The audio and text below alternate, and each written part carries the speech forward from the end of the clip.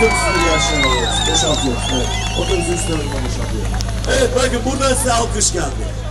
İnanın alkışladılar sizleri. Sizleri buraya davet ediyorlar. Rica ediyorum bakın lütfen. Recep Tayyip Erdoğan. Polis memuru Evet Tayyip Erdoğan. Seni çok seviyorum Erdoğan. Şu caddeyi bir boşaltalım. Bir an.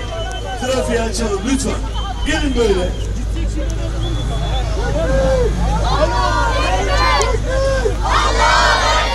Lütfen. Kıymetli komşularımız. Kıymetli vatandaşlarımız. Dünya lideri Recep Tayyip Erdoğan sevdalıları.